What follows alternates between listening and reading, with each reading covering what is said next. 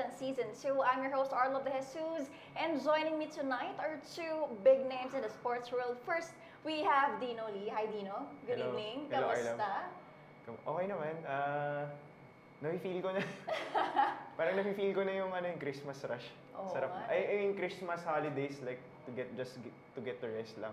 Parang sa akin, that's already big for me. 2 days before Christmas, and of course, we also have Coach Martin Hammer Antonio. Good evening, Coach. Good evening, Arlo. Happy Monday. Oh, happy na Monday. Kasi nga, 2 days before Christmas, so Yes. it's been really a hectic weekend. Tama si Dino, medyo nararamdaman ko na yung, ako food coma na yun. Nararamdaman ko the past few days, and hopefully everybody's doing well. Yes, and to our sports fans, are you ready to elevate your sports experience? Dive into the world of live sports like never before with Sports Plus PH. Whether you're a diehard fan or simply love the thrill of the game, we've got you covered. Register now at sportsplus.ph. Alright, so tonight we have 4 hot takes. Umpisahan na ba natin, Coach Hammer Oo, syempre. and Ready. Dino? Grabe. Ready ka Bago na ba? tayo matraffic. Yan, hindi. Wala nang traffic. Nauna na yung mga magpapatraffic. Yes, for our first hot take, dapat na bang payagan ang mga naturalized sa PBA? And for our second hot take, Amores bawal na maglaro sa pros. For our third hot take, NFL Christmas games on Netflix. And last but not the least, the SPN expert picks. Alright, let's start na. For our first hot take, dapat na bang payagan ang mga naturalized sa PBA? So Senator Bongo expressed support for naturalized athletes to enjoy the rights of Filipinos competing in the Philippine Basketball Association or the PBA. Anong masasabi niyo doon, Dino and Coach Hammer? Dapat na bang ma-naturalized? Well, first off, with all due respect, I feel like, syempre this is brought up by one of our senators here in our country. I feel like our country has ang dami pa nating mas importanteng problema as a country na dapat asikasuhan nila bago itong pagna-naturalize ng mga pagpapayag sa mga naturalized players na maglaro sa PBA. 'Di ba? Parang I think kung nakita nyo, I think we're voted as if not the worst, one of the worst airports in the world, 'di ba? Yes. I think that's one of the things. Also yung poverty rate natin, at the same time yung traffic congestion natin sa Pilipinas, I think hindi ba sa akin, kung ako si Senator Bongo, I'd let the leagues handle it rather than me parang pushing for it. So, to me, malabo given the recent sentiments of Boss Al Francis Chua and the roster rules of the PBA. Sabi ni Al Francis back in August, kung di ako nagkakamali, hindi nila pinush yung 2 imports kasi 2 to 4 players ang mababangko doon. So, knowing that, parang malabo mangyari to. And I think iilan lang naman ang naturalized players natin sa Pilipinas and it goes through a special process because ginagawa yun para sa Gilas Pilipinas team natin. Alangan naman, unless they accommodate a legal system wherein lahat ng teams pwede sila magpasok ng player na ina-naturalize sa PBA. So, that's the only way I see it possible. Kasi kung hindi, itong 4 na players lang na ito, na-naturalize natin si Justin Brownlee, Marcus Douthit, Ange Kwame, and si Andre Blatch. Oo, si Andre Blatch. So 4 na teams lang makakakuha niyan, di ba? So basically, limited yung players, mas lalong magkakaroon ng further disparity dyan. So I think to me, hindi ako agree dito sa pagpasok ng naturalized sa PBA. How about you, Coach Hammer? Well, ako, ang preface ko naman dyan is competition. Siyempre, gusto nila something bago. Pero dati pa naman ginagawa yan. Wala nga dugong Pilipino, nakakalaro sa PBA. Dinadaya yung papeles. Di ba? Ilang beses na nangyari sa atin yan eh. And ngayon, ito naman kasing yung naturalization is, number 1, wala silang dugong Pilipino. Yun yung pinaka-importante, which is the main requirement of the PBA.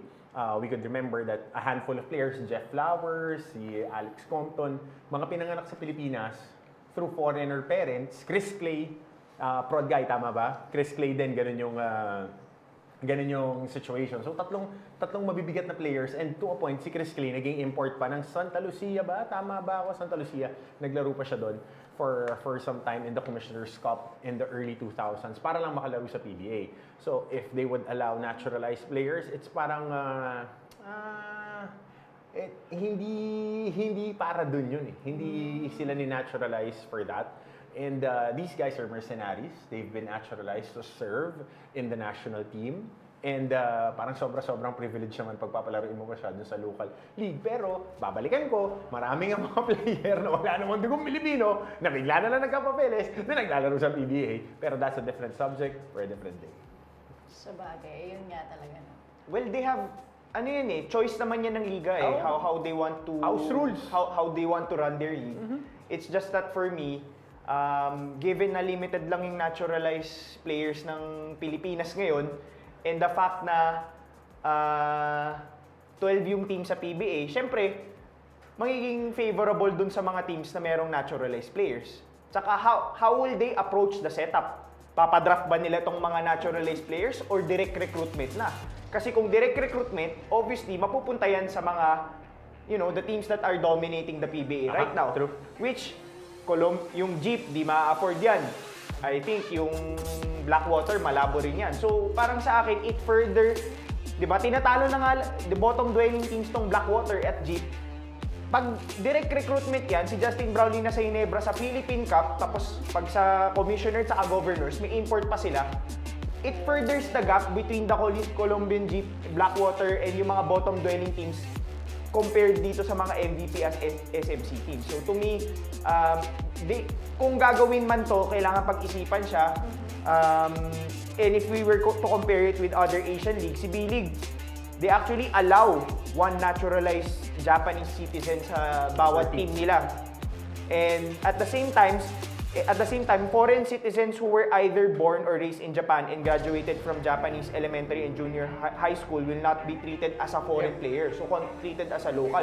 So, yung binanggit ni Coach, pwede rin natin gawin consideration yun. Like sila Alex Compton, I think naging import pa nga siya sa PBA. Well coach. Na pag pinanganak dito, nag-aral dito, naglaro dito, lumaki dito, graduate dito, pwedeng kahit hindi siya Filipino citizen sa law natin, I think they can be considered as a local. Pero, sabihin na natin yung totoo, lahat ng teams gusto ko muna ng import, kahit inter-barangay gagawa ng import. Naglaro nga ako ng under 12, taga-kabilang barangay, pinalaro ng coach namin eh.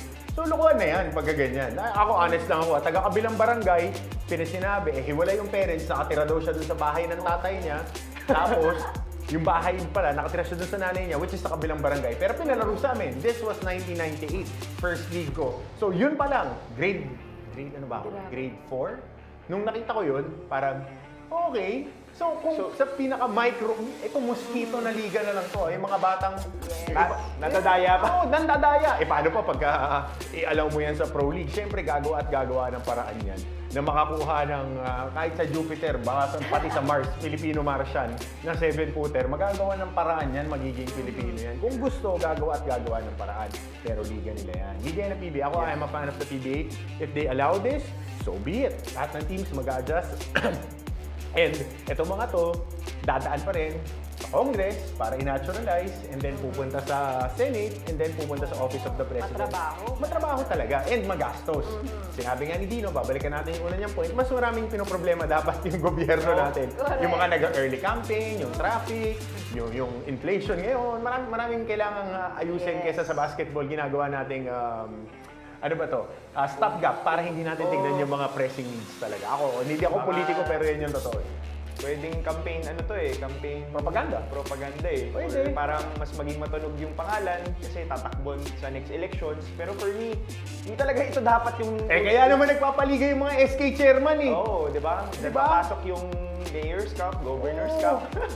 Hindi pa nga ako nakakita ng dun sa may barangay namin. Hindi pa ako nakakita nagpa-book drive yung mga SK. 38 years na ako nakatira dun eh. Tapos laging may bagong paliga. Tapos yung may budget, yung mga teams, nangwawala yung nagsusolicit pa rin sila na pambili ng report. Teka, binigay na ng city government yan. Anyway, different topic. Si KBL din kasi, from what I've meron din silang before na in-establish na ethnic draft.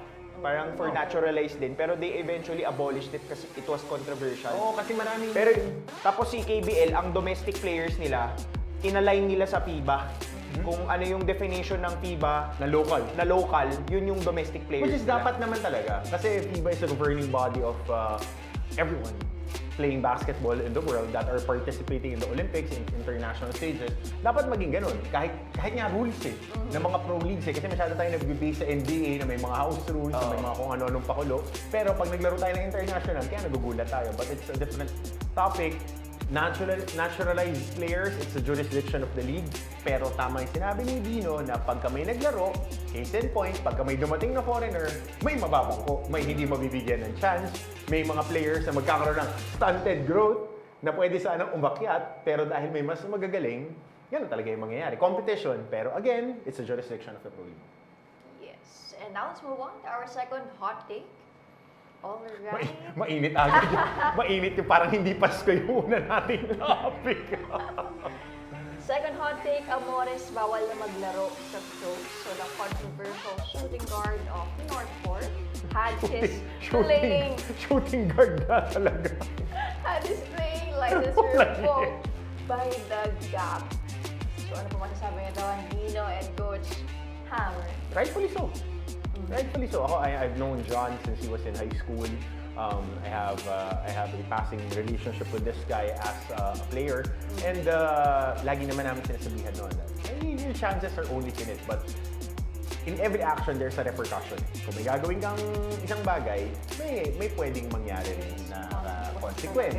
So, yan yung consequence. Hindi mo makontrol yung emotion mo at the end of the day. Sabi ko, sana mabigyan pa ng chance, pero ito yung tama. Natanggalan siya ng lisensya na maging pro, kabuhayan mo. Hanap ka ng ibang kabuhayan ngayon kasi basketball yung nagiging trigger ng anger issues niya. Lahat ng away niya nanggagaling sa basketball. Tama din, no? Laging sa laro Pag nasa labas, steady lang siya. Pero pag nasa laro, doon pumipitik. So baka ito yung trigger niya Kailangan makontrol muna niya yun. Or if not, he needs to find something else to do. Last November 2022, expelled from JRU. Tapos 2023, played in MPBL. And in 2023, 51st pick overall by Northport. Tapos October 2024, suspended sa PBA. Tapos December 21, na-revoke ng GAB ang kanyang pro license.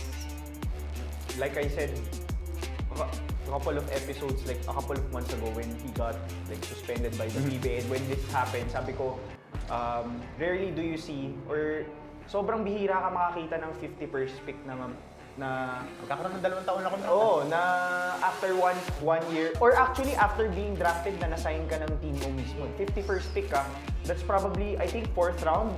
Fifth round na actually, parang 5th round pick na yan. So to me, sayang yung opportunity na binigay. And I hopefully this can be a lesson for people that, is familiar with John Amores sa nangyari. And sa akin yun, sinasabi ko na, when you make bad decisions or when you don't keep yourself in check, eventually yung swerte mo mauubos din And nangyari na nga ngayon, nagkaroon siya ng suspension. My only wish for him is hopefully he finds peace and get the help that he needs. And ang napansin ko kay John Amores is probably he doesn't actually know that he actually needs help. Yun yung sa akin. Yun parang it's iba yung gusto mo tumulong ng tao Iba yung kailangan mo ng tulong pero 'di ba? You can only help people that actually acknowledges that they need help. Hindi mo matutulungan yung tao na kahit alam ng maraming tao na kailangan niya ng tulong pero pag sa sarili niya hindi niya alam na kailangan niya ng tulong, hindi niya hihingi ng tulong. So, hindi niya tatanggapin yung tulong. So, to me, hopefully he gets to that point. He gets the help that he actually needs and at the same time, he finds his peace and maybe, baka may chance, baka balik ng basketball, we don't know. At the same time, maybe he finds another career path for himself. Hindi naman natin wini-wish na, 'di ba, bumaksak yung tao. We only want what's best for him. And ito lang talaga yung repercussions when you make bad decisions, in your professional career or in your life. How about Simple. you, Coach Ang? Simple lang to. Okay, sige, yun yung nangyari. Pero pag tinignan mo doon sa record niya, sa MPBL lang siya nag-stick. Find a mentor in the MPBL, Rudy Distrito, who went through something very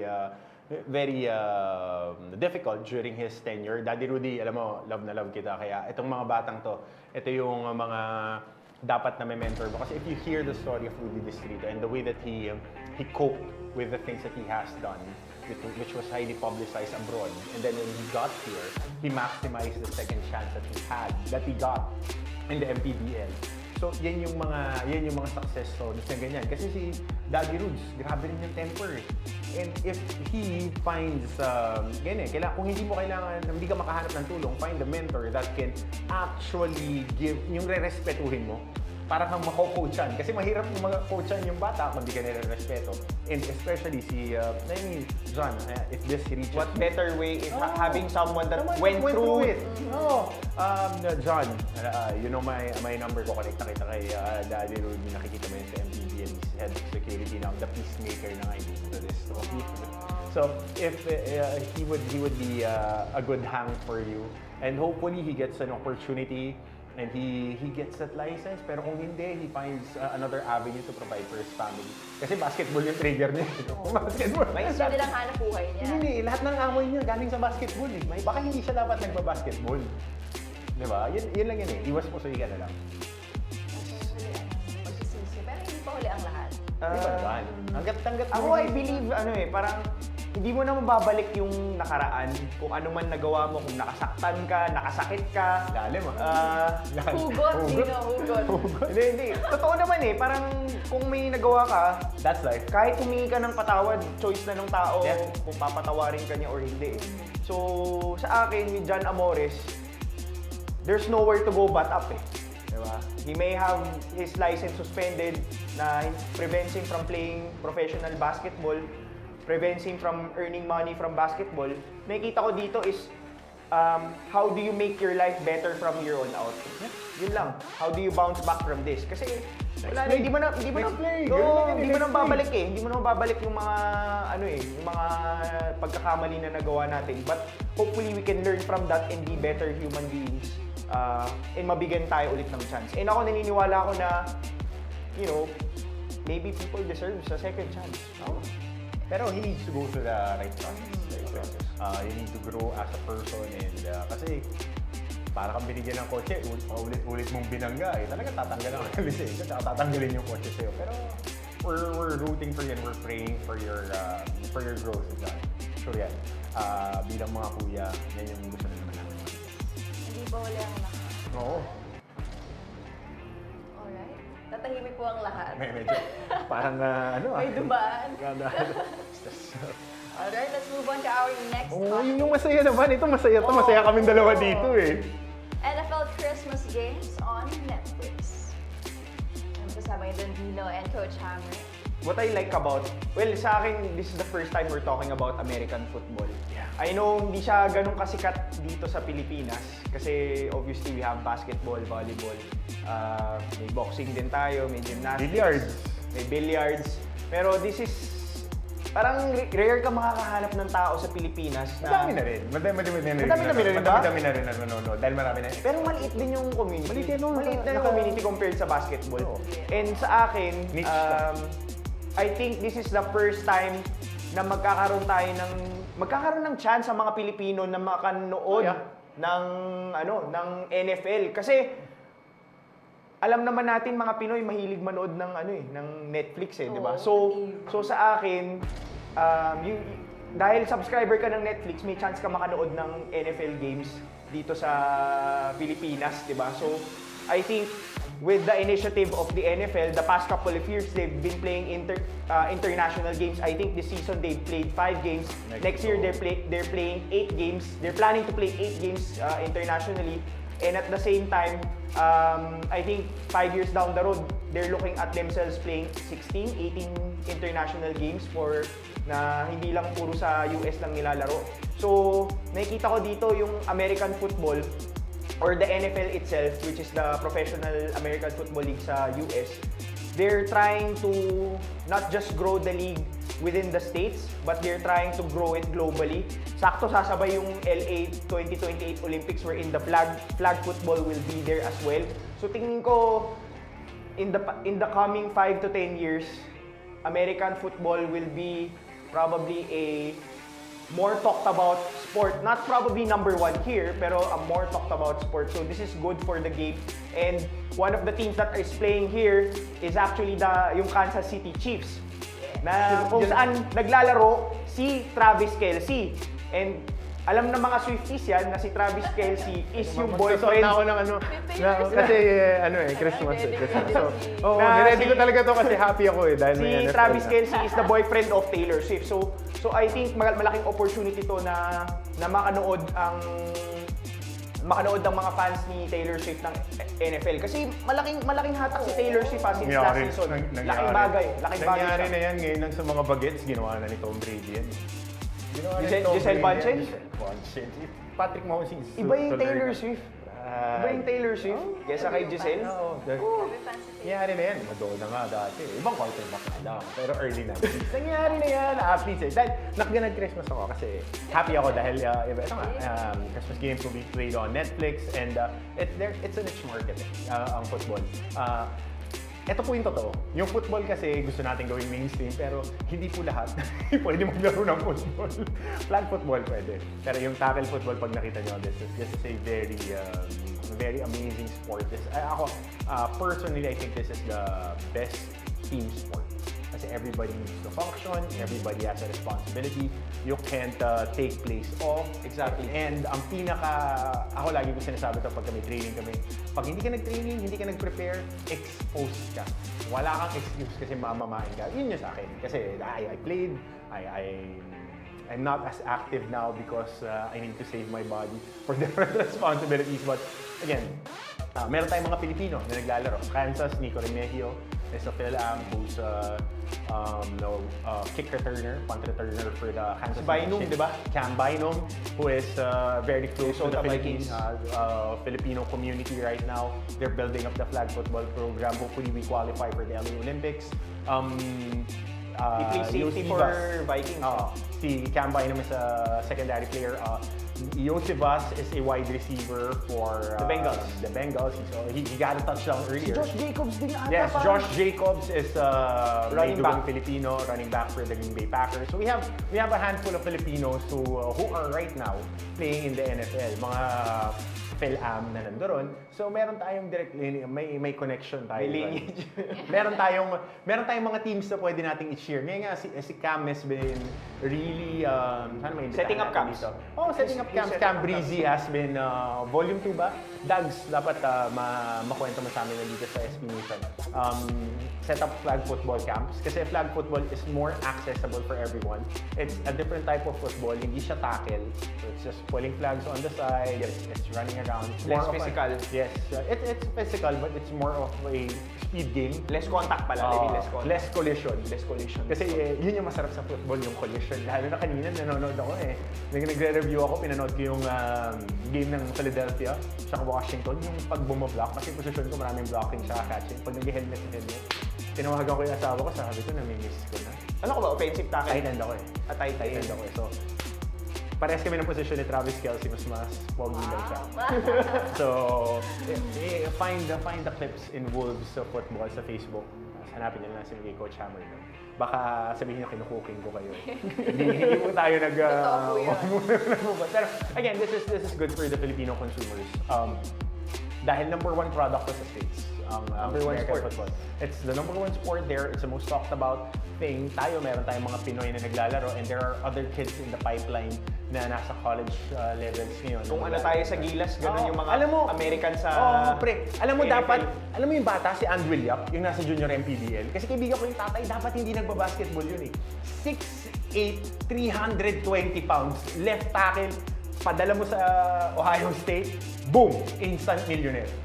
6'8", hindi ka na dapat sa mga takbo dito na pag ganyan nag-shoot, Andwin, pre, left tackle ka. Maniwala ka kay Coach Hammer. Pag ako Nagka-trending yun sa social media. pre, kasi I did my internship there, kasing sa size niya yung mga player, tapos kasing lalakas niya. Kasi nag-practice sa amin nun, inakbayan ako ang bigat, sabi ko, hindi ka pwede pang basketball, anak. Kasi bubugbugin mo yung mga In my opinion, American football players are the best athletes in the Oh, yeah. world. In my opinion. Eh, physically, pwede mong sabihin ng mga Nakita track. mo yung athletic. Pero iba kasi, iba. Iba ang American Saka, football. it's different. Lalo na ang laki ng ito, pinapakita natin yung mga figures. Netflix, dahil nga dun sa Jake Paul fight, WWE is coming on board. The Women's World Cup will be on Netflix. 27, 2031, tapos potential pa yung UFC. Nasa Spike TV po ba? UFC, doon ko pa huli napanood. Pero pinanonood ko na kasi siya online. Pero again, this is a good platform dahil may access worldwide. Tulad ng mga walang access na nanonood. Especially for countries that doesn't have American football as a popular sport. Exactly. So, Dito sa maganda atin, exposure for dito sa atin NFL. kasi kami, yan yung ginagawa namin pre-pandemic. Kasi I played tackle here. We wanted it to be mainstream. But mas marami naglalaro ng flag football kasi hindi naman lahat 6'5", Naglaro ko niyan. 260. American. Flag. Flag football is a nice Ayaw maglaro ng American kasi Oo.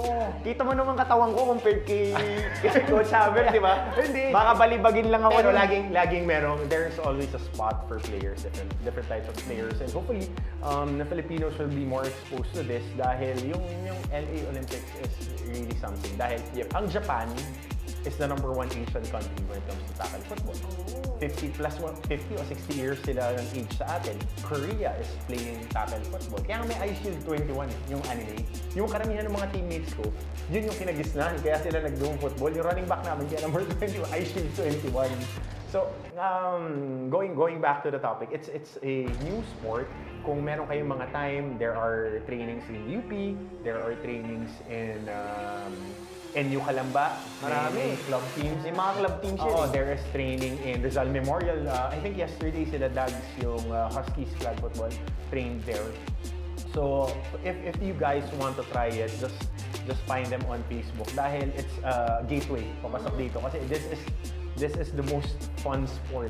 I mean, personally, for me. I played basket, I played both, but I enjoy this because I can hit people and not get fouled. You can just... Yan yung problema pag may kalabang ka na nag-e-enjoy na bumangga ng tao, patay Oh, tayo. so ito yung mga games. Last week, Kansas played Houston, Houston. and Baltimore played Played Pittsburgh. So this was a short week. Papasok sila ng Christmas Day. They played, I think, Thursday, and then ang game ngayon. Who do you think are winning the Kansas versus Kansas visiting the Pittsburgh Steelers? Kansas. And just too stacked. Same, Stacked. same. Patty Mahomes. Iba. You got the Andre Hopkins there. You Loaded have, You have Travis Kelce. Noah Gray. I thought he had a concussion. Ako how the only chance that Pittsburgh has against Kansas is their defense has to step up. Oh, definitely. Tsaka, They have to make stops. Kasi if you're gonna allow Kansas City to score touchdowns, wala. mahirap Kasi sabayan. hindi Mahirap. offensive, potently, hindi consistent offensively ang Pittsburgh At Steelers. back-to-back. Solid ang defense ng Kansas Yeah. City. So, Yeah. the only way they get a chance to win in this game is they have to make stops or at the very least give up field goals lang. Hindi touchdowns. Mahirap yun, Brad. Sinusubukan na nila yan kay Patty Mahomes. I mean, Pat Mahomes Pero is the that's- best football player right now. Bar none. Bar none. Best football player in the NFL right now. Saka bro, yung O-line nila. And sabi ko nga, kausap ko si Kyla. Minessage ko si Kyla na na-surprise ako. Kasi since my position is blocking, running, catching, so I play around. Lalo na week 16 na kasi ngayon ng NFL. So papasok na ng playoffs. Week 17. 17 na. 17 yung Christmas. Ito week 16 yung game day to day. Mas tumatakbo ngayon yung teams. Yung mga running back nila, yung mga kumukuha po ng bola at nagtatakbo, mga barako. Isaiah Pacheco, Kareem Hunt, and Semaje Perine of The Ohio State University. Nagulat ako na kasi there are a power running team na hindi naman, yung power running dinadaan po yan sa harapan ng mga tao. Kasi yung mga malalaki, binabarag muna nila yung mga tao bago tumakbo. Tapos yung sa zone running is running on the outside and on space. Hindi nila gaano ginagawa. Mahirap manalo ang Pittsburgh dito. The Andre Hopkins, Juju Smith-Schuster, Travis Kelce. Loaded tong Kansas City. Xavier Worthy na mahirap habulin. So yun. Pero ito yung gusto kong team. Baltimore Ravens. that's On the second game, on the second game, ako. Ako Baltimore to eh. Baltimore to. Kasi... Takdale went down also eh. Wala ka ng Stephon Diggs. wala kang Takdale wide went down. Hindi, pero maglalaro daw yung Diggs, sabi. Hindi, ACL. ACL eh. Paano maglalaro ACL yun? Sabi niya, maglalaro ako kasi Baltimore kalaban. Ulit Pero ng wala ACL. na eh. Wala. Ano ba yun? Week 2? Week 3 siya na early in the season siya Early in the season eh. na, Parang, nawala. parang around the 7th, 8th game ata. Parang Houston ganun. Texans. Sinasabi niya sa interview niya kapag maglalaro ako, natatawa nga ako. But again, Baltimore is with the MVP Lamar Jackson, the best running back right now. This side of Saquon Barkley is King Henry. Malakas din ang Baltimore. Yan ang inaabangan nila. These games are crucial kasi I think for Kansas, hindi siya masyadong mabigat. Although it's a must-win game for them kasi si Buffalo Bills yung team ng Di mo ng fiancé ni Hailey Steinfeld. Hindi, pag they lose the next 2 games, Kansas, pwede mag-number pwede 1 mag-number ang the Buffalo Bills Kasi which is home court advantage for the rest of the playoffs. The past 2 playoffs, they were down the wire. Down the wire yung matchup nila, meeting papunta sa So, semifinals. yan yung sa akin. Laking bagay yung home court advantage for especially when they're gonna Tsaka be facing the pagka Buffalo yan Bills. yung kalaban mo, yung Kansas City. Mahirap kalaban sa Arrowhead yung mga yan. So I think itong Pittsburgh saka Baltimore Ravens, they're trying to vie for the number 3 seed. Basta meron silang kasi makuhang home court sa first para round. maiwas mo sa divisional round ng Kansas City. Pero Yun yung basta malaking happy bagay. ako. The Detroit Lions are won earlier Kaso with everyone down. Sabi nga ni Pinay Sewell, their offensive tackle. Bears lang naman kalaban nila. We will find ways to win. Chicago Bears lang. Yep. We'll see in the playoffs. Yes, let's see. And now let's move on to our last hot take for tonight, the SPNation Expert Picks. For our last segment, we have our Sports Nation Plus NBA Expert Picks. We will dig in with our games tomorrow. Tama ba? Ay, hindi pa pala yung Bukas nga ba? expert picks natin. No? Akala ko Hindi ba yun. Akala ko Hindi NFL. ba? Hindi ba yun? Hindi, natuwa lang ako kasi meron eh. Sana naintindihan tayo ng mga nakikinig. Kaya sa kailangan atin. manood na kayo. Manood Ako na. manonood. Oo, kasi you don't have to pay, Oo. you don't have to, kumbaga, pay up additional Oo, to watch the NFL. It's Part for of your free. subscription. It's for free. Pero I think madaling araw siya eh. Oo, Mga nakalagay Pwede mo naman panoorin on demand yun eh. Kung safety fan ka, ako hindi ako safety fan eh. 2 a.m. Saka parang gigising ako pero mananalo siya. Parang sure naman mananalo Kansas. We shall see. Sana. Sige na din. Alright, for the NBA expert picks, we have the Celtics over Orlando Magic. Sino sa tingin niyo yung puputok na... Team ko Orlando pero Boston to. Boston, especially on a marquee game. Tomorrow, 24th, papasok ng Christmas Day na gusto nila na makakuha ng maganda-ganda panalo. And they're up and down the past 5 games. Yun yung naging trend ng Boston. Might be dahil they're getting natamad. Just get the Just going through the motions. Yeah, get the regular season. Talo pa sila sa done. Bulls eh, no? Sama na nga nilaro ng Bulls, but Parang it's like their energy is like, let's just get enough wins. parang para mag-playoffs na tayo. Parang San Antonio. 'Di ba? Anong mga panahon nila Ginobili? Cruise control pagdating ng playoffs, ngat doon na tayo magpatayan. But then pick namin dito Boston. Boston. Yeah, ako, I agree. Same with Coach Hammer. I'd pick the Boston Celtics. Although this is the home court of the Orlando Magic. Boston is actually number 1 road record in the NBA at 11-2. Orlando is the number 2 home record in the NBA. 11-2 din sila. Ang problema dito is against above 500 teams, or the Orlando Magic is 3-9. Then Boston versus above 500 teams, they're 7-3. Ang problema dito sa Orlando going into this game, they don't have Paolo Banchero. He's out. The Wagner brothers, si Mo Wagner, left knee torn ACL siya. So, Out for the he's season. gonna be out for the season. Franz Wagner is also out with a torn right oblique. And then si Jalen Suggs, he's questionable with the right ankle sprain. Now, take note, all the 4 guys I've mentioned are the top 4 scorers of Orlando. But So, Anthony had a good game last game. Cole Anthony. Pero iba yung may Iba yung- Jalen Suggs, Yung Franz Wagner. depth nila eh. Yun yung So nag-suffer nawalan ka talaga. ng top 4 scorers mo for the season. So obviously, this bodes in favor of Boston, which wala naman silang injured na players. Important player na going into this game. So mukhang tingin ko madaling panalo to We'll see. para sa Boston. Natin tomorrow. And next is the Los Angeles Clippers versus the Memphis Grizzlies. Oh, Memphis nakabuelo The past 8 games nga nila to na solid yung performance nila. Ako tinitignan ko kasi defensively, the way that they're competing defensively and the health of their important key pieces na na-touch na kanina ni Dino, that when it comes to winning ball games, especially on the dog days, yung mga ganito, yung depth ng team mo kailangan mag-step up. Kasi kaya 12 guys, 15 guys, up and down, ginagamit yung mga G-League players para humaba yung rotation. Dito mo masusubukan. And nung naging healthy si Shaq, at saka yung kanilang iba pang pieces, dun talaga sila na they hit their stride. So, I'm picking Memphis here, and the Clippers look like a shell of themselves.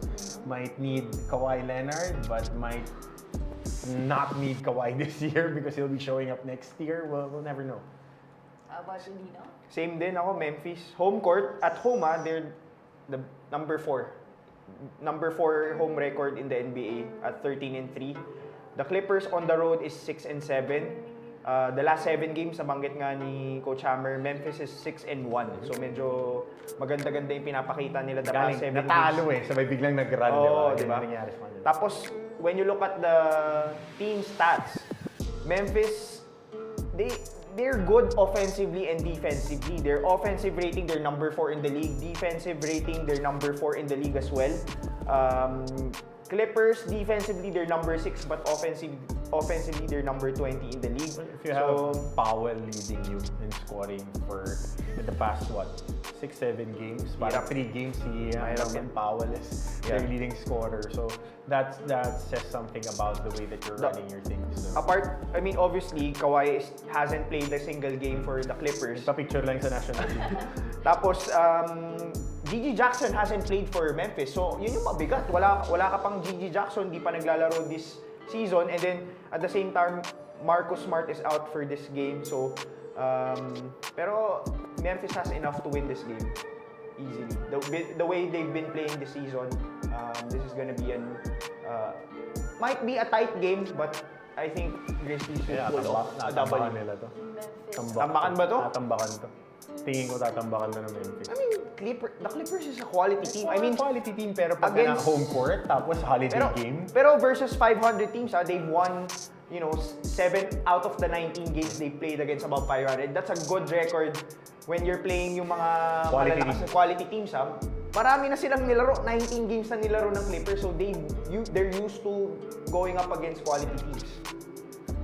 Alright, let's see tomorrow. And for our last game, Indiana Pacers over the Golden State Warriors. Ako Golden State ako dito dahil kay Steph lang. At saka dahil iti-trade na nila si Kuminga. Sana i-trade na nila. They need more. Itong team ng Golden State kasi, even if the Pacers are hitting their stride din the past few games, for game winning streak. They've been looking good, especially defensively. Nagagamit na nila yung length nila ngayon. And they finally figure out how to use what's this game? Miles Turner properly. Kasi si Miles Turner parang Rafe LaFrentz, shot blocker na 3-point shooter na yun yung laro niya. Pero pag dinaan mo sa pick and roll, hindi siya nakakadepensa ng switch sa guard. So ngayon, nasa scheme na nila the past 5 games kung paano magiging rim protector pa si Miles Turner. On the flip side, Steph Curry will have that effect, but they need to find a more solid rotation, especially now that Schroeder is there. Sino mapupunta sa bench? It might be Podziemski, might be any other guy in that rotation. And more than the numbers, it's the overall effect of the team na nag-rotate kay Steph. It opens up a lot of other shots para sa mga players. Golden State din ako dito. Hindi ko kinokopya si Coach Hammer, Pero kasi yun yung logical answer. Parang for me, yes, Indiana has been playing well the past couple of games. They're on a 4-game winning streak, won 5 of their last 6 games. But Indiana on a second game of a back-to-back, they're 1-3. And defensively, Golden State has the edge in this matchup, no? And si Indiana is one of the teams in the NBA that relies on their offense. So I think Golden State will win out on this one. Although Draymond Green is questionable with a left lower leg inflammation, and then Moses Moody is questionable. Aaron Nesmith is out for Indiana. So basically with this game, the top guns are gonna be playing It's gonna be an exciting game. Maraming tres yan for sure with Tyrese Haliburton, Steph Curry, Buddy Hield. Then you also have the new Warrior, which is new member of the Golden State Warriors, which is si Dennis Schroeder. So, exciting tong game na to. Parang mas gusto kong on-ball si Schroeder. Mas off-ball yung mga shooters. Yeah. Kasi kaya nila Siya may kinuha. hawak. Oh, Kaya nila kaya kinuha. kinuha. Kasi distributor to eh, si Dennis Schroeder. And key dito para sa Indiana to make this interesting is use their athleticism. Kasi sobrang athletic itong team na to, especially when they set Miles Turner. And pagka mga Obi Toppin, yung mga ganong klase ginagamit nilang big man, they can stretch out and switch all over the place. So we'll see if they can at least challenge the outside shooting of Golden State. Kasi Indiana, Sama rin ang laro ng Golden State no Sarah, di ba nagpatambak sa Memphis, di ba? Parang sometimes they're on, sometimes they're off. sometimes it's good, sometimes it's okay. Di ba? Minsan mainit, minsan maalat. Yung kung maalat sila, maalat talaga eh. Oo. Alright, let's move on to our comments from Facebook and TikTok, our sports fans. Babasahin na po namin ang inyong mga comments. For our first comment, thank you Powerbank for your comment. We must change our law on citizenship. Dapat global na thinking natin, medyo luwagan na natin para mas competitive ang basketball sa Pilipinas. Masasabi niyo doon, Siyempre. Coach Hammer? Kung yung open natin sa lahat. Pati yung mga college, yung mga foreign student athletes na naglaro ng college dito, kailangan meron naman silang Yung mga chance. FSA. Meron silang sariling draft papasok ng PBA. Para meron din silang chance kasi nagugol na rin sila dito ng oras. Kung ganun lang din yung open, dapat gawin ng 18 yung lineup. Kasi kukuha ka ng isang FSA, kukuha ka ng isang naturalized, kukuha ka pa ng isang import. Tapos dapat 15 yung local. Tapos lahat ready to play. Pero ito kahit palitan to, ang decision pa rin PBA. Kasi PBA. that's their rules eh. So even though, Hindi nga sumusunod sa FIBA yan eh. House rules yan. di ba, even if mas maging lax yung naturalization process here in the Philippines, it's still at the discretion ng PBA and their board of governors and the commissioner kung ano yung gagawin nila when it comes to which players will be considered as a local and which players will be Hirap considered yan. as an import. Di ba ngayon sa PBL, yung sa Farm Fresh? O di ba na-issue yung Oo. yung I forgot dahil the name. hindi siya naglaro before Oo. kasi nag-drafting ng PBL eh. Hindi So, siya nagpa-draft. hindi Sinabi siya direct hire na Oo. nga daw siya. Yung may mga ganong fine print. Na Pero pagpapalaruin na, ganun na lang dapat. Pero that was, I think, hindi eh, parang ang gusto kasi ni Farm Fresh, diretso sa Diretso, kanila. direct hire. Hindi Pero- dumaan sa draft. Pero ang nakita ko doon sa PBL, I think they were black and white eh. Kung hindi ka naglaro before we imposed the draft, Hindi ka talaga pwede. hindi ka pwede. Pero si Farm Fresh, I think they're insisting na parang nag-commit ba yung si Ricky Palu na pwede na daw Wala sa... ka dyan. Pero from what I know, black and white. So hindi siya naglaro before ng draft, nag-start magpa-draft ang PBL. Then Direct hire, no? she has to go to the draft. Eh ayaw ng Farm Fresh. Kaya dapat tawagin tong Rob And- Parker rule. Ito, ang pagkakaalam ko, kaya hindi siya nakalaro, nag-commit siya sa ibang bansa, naglaro siya. Kaya hindi siya nakapaglaro sa Pilipinas. Yun lang. Yan yung naging isa sa mga points of contention the past cycle ng signings ng mga volleyball players natin. Pero we'll see. We'll see, especially pag nakakwentuhan natin yung mga players natin sa PLB when they visit us.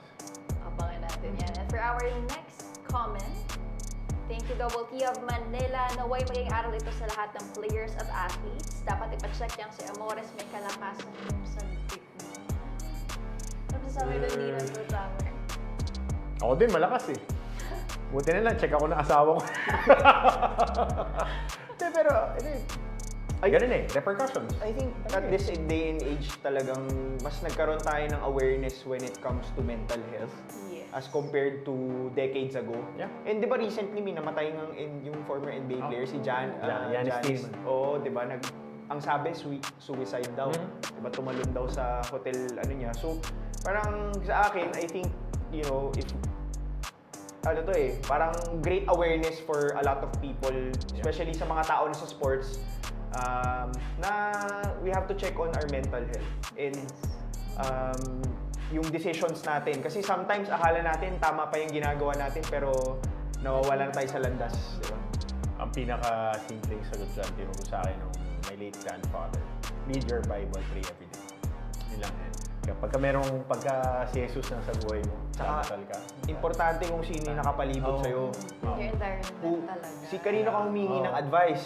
Sino yung madalas mong kasama? Yun talaga yung mga Diba? Kasi who are kung- the people influencing you? Oo, kasi kung bad influence yan, malamang sa malamang, malululong ka rin sa bisyo. Dasal lang.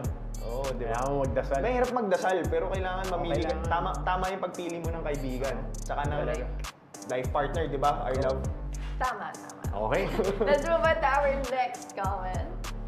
Pingiti mo nung sinabi yun.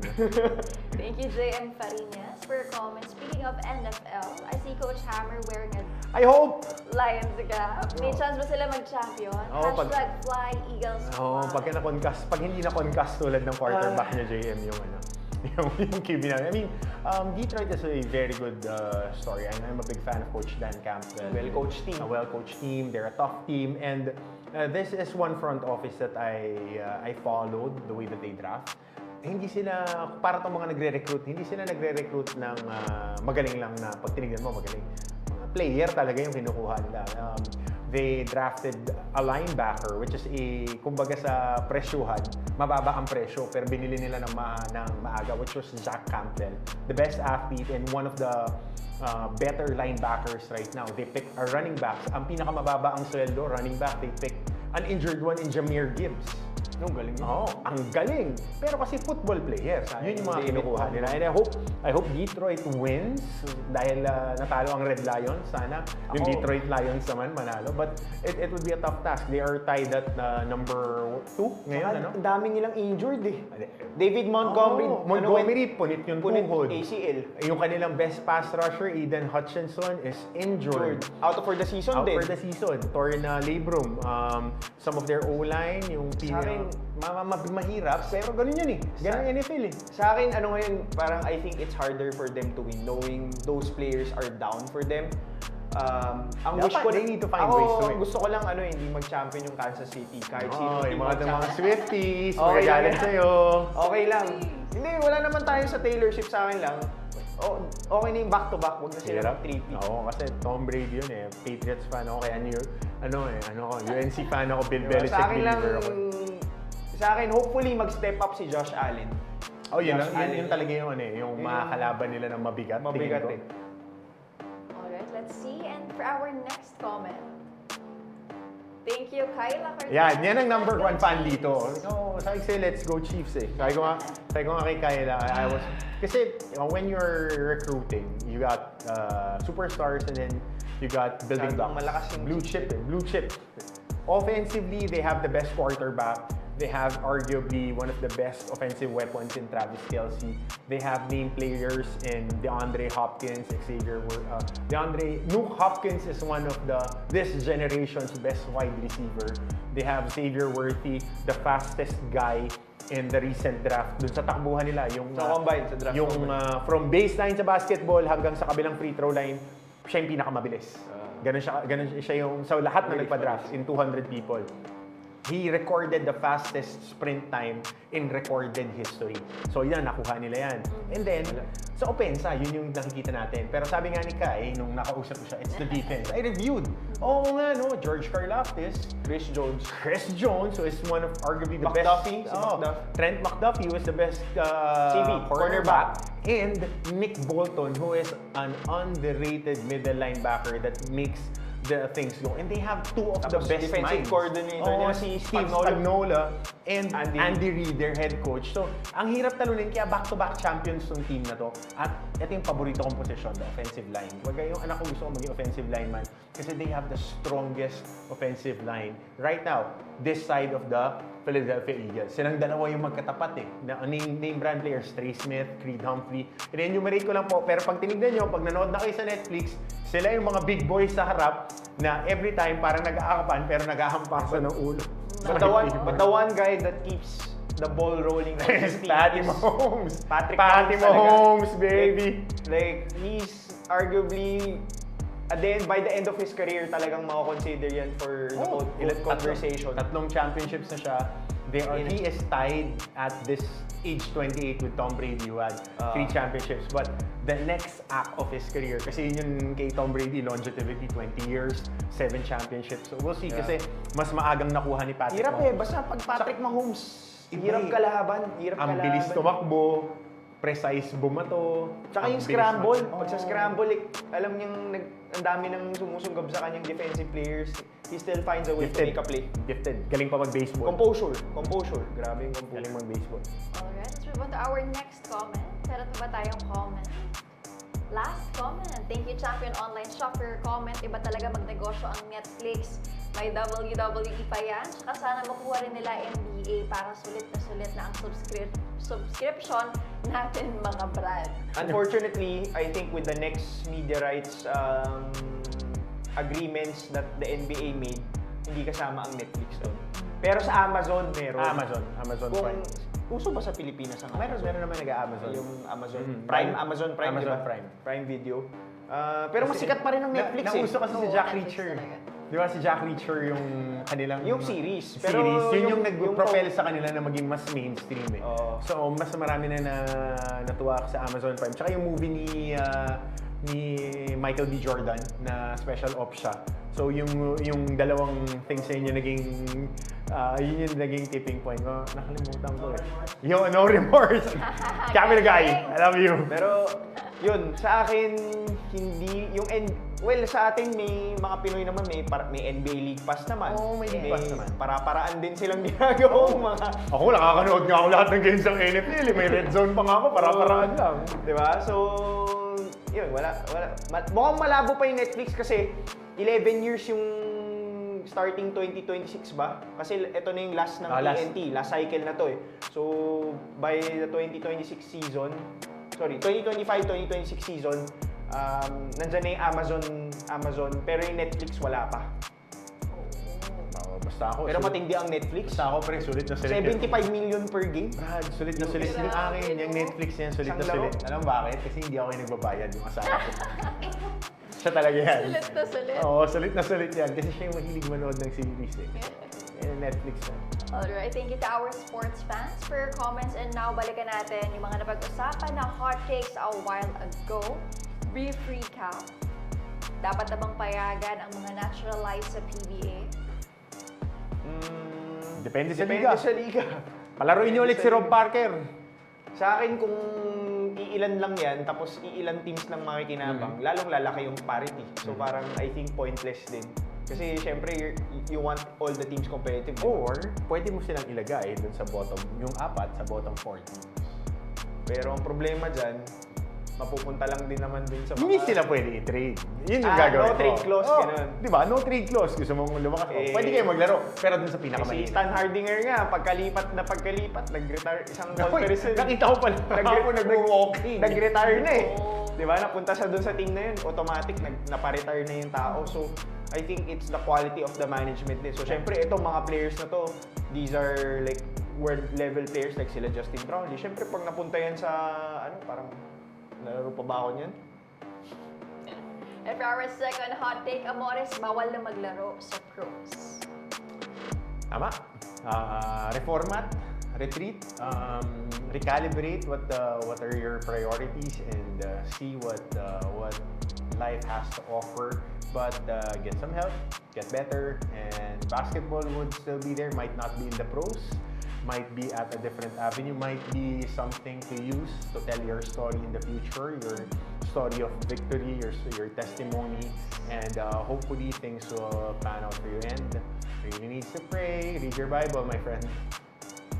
Ako, tama lang yung desisyon na ginawa ng Gab. Kasi I don't think we want, players that are involved or have a tendency for violence to be around, other professional players as well. Kasi pinapanood din sila ng mga bata, diba? And we don't want yung mga future Filipinos natin na bata pa lang ngayon to see all of these things na tinotolerate lang ng society.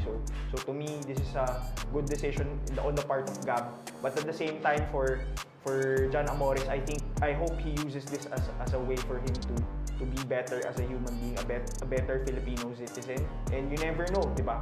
Life can give second chances to people, even if they made mistakes in the past. next is NFL Christmas games on Netflix. Ano, Merry Christmas. Merry Christmas. Gigising ka dyan, coach. Hindi ako matutulog niya. Ay, Brad, mali yung tanong mo. Mali yung 6:30. Mali yung tanong mo, Brad. Hindi ka gigising. Baka replay. Hindi ako matutulog. Ganun Baka yan. ako replay. Oo, Mahilig kasi ako matulog eh. So, malamang sa malamang Habang sa replay. Alam mo, ginagawa ko kasi dati, dahil meron akong... Tsaka ayoko kasi may nananalo kasi yung ako ng Kansas City. NFL eh. So, dun sa waiting room ko, may TV, di ba? Habang nagbubuhat ako, legit to, kahit tignan mo sa mga posts ko, nanonood ako ng NFL. Lahat ng games, pinanonood ko habang nagbubuhat. Tapos sinusulat ko sa whiteboard yung mga workouts sa mga player ko. Pag may coverage ako, nagno-notes pa ako, multitasking, ADHD. So, tayo, di ba? Pagka Christmas, ang sarap. Kailangan lahat, nagsusulat ako, nagbubuhat ako. Pagka Christmas, ang sarap ng kain, sarap matulog, parang... Tapos Kansas pa yung maglalaro. Ayoko manood ng Kansas eh. Itatag kita sa lahat ng highlights. Ganun ako eh, pag ayaw ko yung team, ayaw ko panoorin eh. Gusto ko na lang, papanoorin ko lang siya pag talo Pag sila. talo? Oo, ganun. So, Ganun ako. hindi ka pala Pagtapos manonood ng na. football ngayong ano? Ngayong Oo, playoffs? kasi malaking chance. Baka sa Super Bowl, baka sa semifinals. Pag ka na. Buffalo Bills, yan. Yan. Tsaka, hindi, pag divisional round, Unang prop bet dapat natin, tatalon ka rin sa ano, pag natalo yung Sa akin, Kansas, pag Buffalo ka dapat tatalon ka rin manunod sa ako mesa. pag divisional round, tsaka conference championship. Kasi, wildcard, pag number 1 seed, wala ka namang games eh. So, tingin ko yung divisional round, tsaka conference championship, dun yung may silat sa Kansas City. Kasi 1 game lang yan eh, walang best of 7 Wala. Knockout lang lahat. Knockout lang yan. Alright, let's see. And last but not the least, the SPN expert picks. Boston, Memphis, Golden State. Boston, Memphis. Take it to the bank. Over-under ng 3 points. Sige ko mga makaka-22 ang Golden State on that.